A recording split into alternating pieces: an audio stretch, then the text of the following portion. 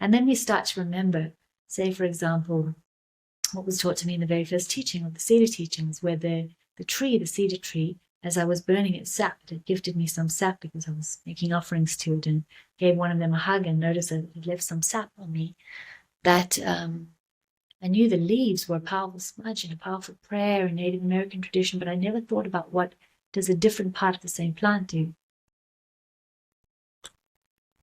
So when I went out to burn the sap, to put it on coal and get the fragrance going, I was consumed with this hug from the tree, and delivered this knowledge where it told me that the spirit of a plant lives in the sap. Power is in the leaves. Medicine is in the bark. Connectivity is in the roots. And love is in the fruit. And it went on to give me some entheogenic examples to show how clear this is. For example, that's why cactus, peyote, and San Pedro is pure spirit, and holding ceremonies for many years. The most common feedback was always, oh, that's who I am. It's this homecoming to spirit. Ayahuasca then would be power spirit medicine, because it's the leaves and the bark and the sap and the vine. And iboba, the root bark, is connectivity medicine because it's root bark. Mycelium, I at first thought, because it's a root system, it's like the connectivity, which it is, but it's also the connectivity within the soil, within bark. And so that's the medicine, it's real medicine. And the example it gave for the love was marijuana, the flower. The flower is our consciousness, and also coffee and the cacao bean, all of which open our heart and then close it. So we get this rush of sugar and then closes it. So we get energy and it comes down, we get a high and we come down. But if you want to build power like it lives in the leaves, you want to then have tea or chat or coca. Slowly builds the power. So the sweetness of the fruit gives a rush of energy. But if you want to build power, you want the leaves, not the fruit. And these very simple knowledge, these very simple teachings I've started to apply in my life, apply with readings that I was doing with clients, apply in my diet, and it was impeccable. I can't fault it to this day. But what it showed me many months later was that it made a parallel when I was in a receptive space. And it told me that the same principles are true of the animal kingdom. So the connectivity is in the roots, which are our bones, structure, our ancestry. And the fascia is like the mycelium that wraps around and is this medicinal function that is between medicine and connectivity. And power is in the leaves, which is our tissue. Just like the leaves, they expand outwards to get and hold energy and knowledge. The leaves, the tissue, the nail, the hair, everything that expands out with the silica of the body holds the power. The medicine is in the bark, which is our skin and all the membranes, our GI tract, where all the microbes live, all these amazing, minute bodies of intelligent life that live there. They are the medicine, they are the protectors.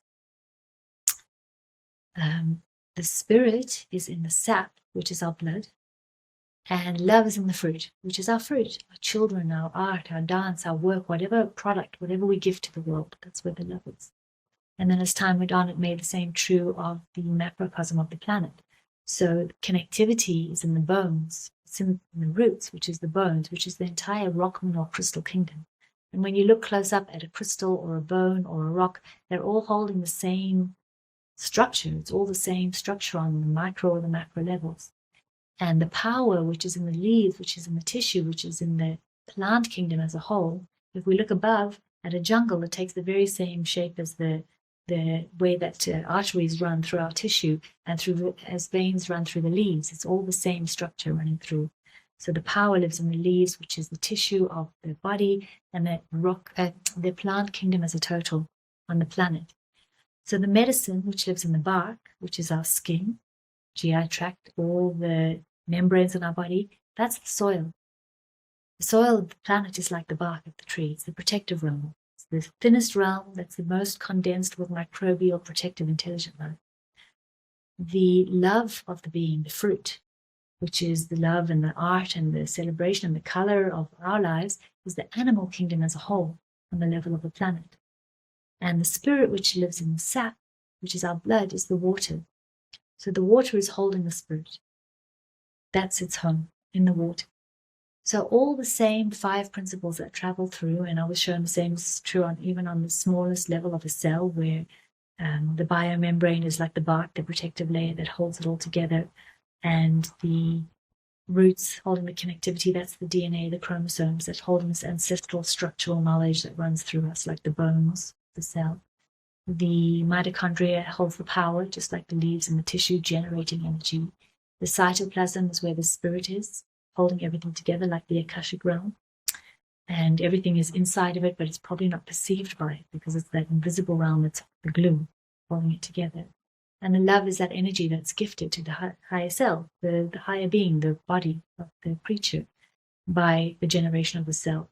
So the same principles run through every level of being, which is all to say that we are already very empowered in and of ourselves to begin functioning. We've got all the ingredients that it takes. We just don't have the memory. So this is why we're reaching to other cultures and to plants and to medicines. It's a very good sign. It shows that we recognize that something that is our birthright isn't currently with us, and we're looking to restore it. We're attracted to ceremony because we have this ancient memory that that's what opens that neural pathway, the same neural pathway that runs through our ancestry, bequeathing us all our ancestral knowledge and medicine, runs through all of the kingdoms. The same serotonergic, dopaminergic pathways run from the mineral kingdom through the plant kingdom. We eat that. It runs through our kingdom. It goes into the etheric astral kingdoms and up in ceremony. It's all the same neural pathway that runs through. So it's not only horizontal, it's also vertical.